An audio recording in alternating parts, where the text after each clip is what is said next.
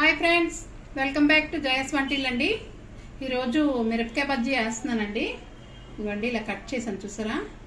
మనం కడిగేసి క్లాత్తో తుడిచేసి ఇలా కట్ చేశానండి. మీకు చూపిస్తాను. చూసారా, ఇలా మనం ఇలా కట్ చేసుకోవాలండి. మీకు పిక్కలు నచ్చితే ఉంచుకోవచ్చు, లేకపోతే తీసుకోవచ్చు. నేను ఉంచేస్తున్నానండి. ఇలా కట్ చేసుకోవడమండి. ఇలా మనం ఇలా అన్నీ కోసుకున్నాం కదండి. ఇలా పొడవుగా మనం ఇప్పుడు చింతపండు, వాము, 1 స్పూన్ వాము తీసుకున్నానండి. ఒక చిన్నది ఈ మాత్రం సైజు చింతపండు తీసుకొని ఇలా జ్యూస్ చేసి ఉంచానండి. 2 స్పూన్లు అండి మగ్గు చింతపండు రసం, 1 స్పూన్ వాము వేసానండి.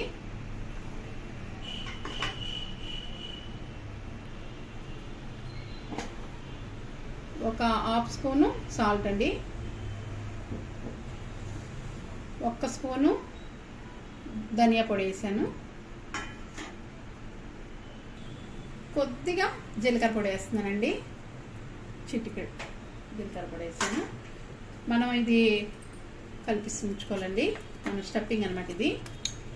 చూసారా ఎలా తయారైందో. మనకి పుల్లగా ఉంటాయి బజ్జీలు, చాలా బాగుంటాయండి. మనం స్టఫింగ్ కలిపి ఉంచుకున్నామండి. ఇప్పుడు శనగపిండి 1 కప్ అండి, వరిపిండి 2 స్పూన్లు, కొద్దిగా జీలకర్ర పొడి అండి, 1/2 స్పూన్ కారం అండి, 1/4 స్పూను పసుపు, 1 స్పూను సాల్ట్ అండి. శనగపిండి వేసుకుంటున్నామండి.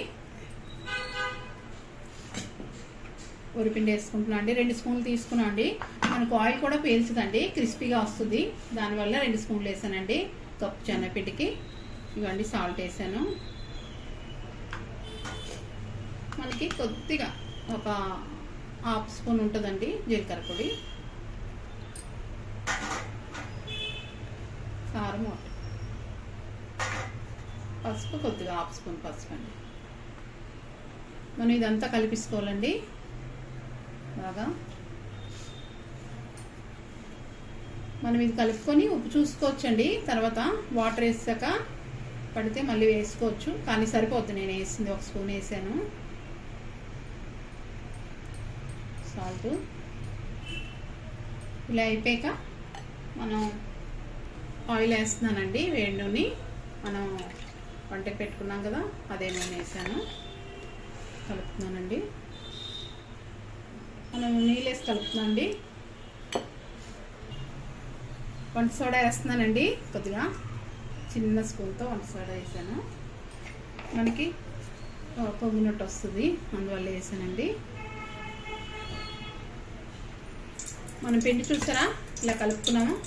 ఇలా కలుపుకోవాలండి పిండి. పెడుతున్నామండి. మనం కలుపుకున్నాం కదా, అది పుల్లగా బాగుంటాయండి బజ్జీలు ఇలా పెట్టుకుంటే. మనం ఇలా అన్నీ రెడీ చేసుకొని మనం బజ్జీలు వేసుకోవాలి. మనం చూస్తారండి, ఇలా ముంచుకొని బజ్జీ ఇలా ఉండాలండి, చక్కగా ఉంచాలి. చూసారా మనకు బజ్జీకి ఎలా ఉందో. ఆయిల్ మరుగుతుందండి.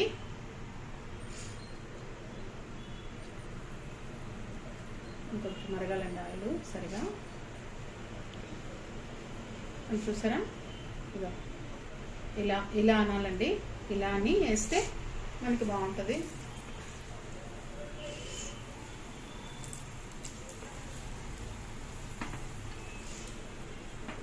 ఇవ్వండి మనం వేసుకుంటున్నాం బజ్జీలు.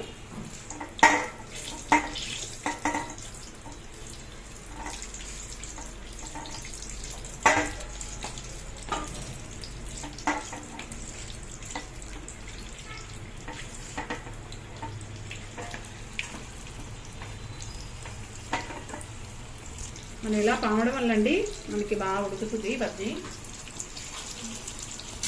చూసారా ఎంత బాగా వస్తాయో మనకి. అలా గిన్నెకి టచ్ చేసి వేయడం వల్ల పిండి మనకి క్రిస్పీగా అయిపోయండి. చేస్తున్నానండి. ఇలాగే అన్నీ వేసుకోవాలండి. మనకి చూసారా ఎంత బాగా ఉన్నాయో బజ్జీలు. మనం తిరిగేస్తున్నామండి.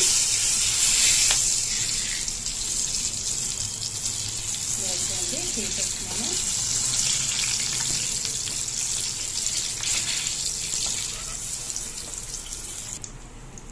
చూసారా మనకి బజ్జీలు ఎంత బాగా వస్తాయో.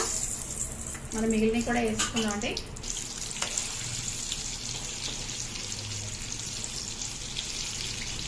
మనం వేగిపోయి చూసారా తీపిస్తున్నాం బజ్జీలన్నీ. చూసారా ఓకే, ఇంత బాగా వచ్చాయి బజ్జీలు. స్టవ్ ఆపుతామండి.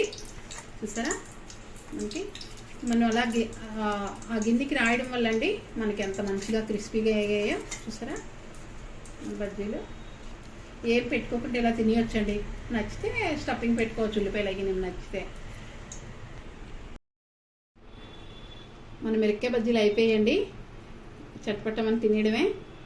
నచ్చితే మీరు కామెంట్స్ పెట్టండి, కొద్దిగా లైక్ చేయండి, షేర్ చేయండి, సబ్స్క్రైబ్ చేయండి. బాయ్ ఫ్రెండ్స్, నెక్స్ట్ వీడియో కలుద్దామండి.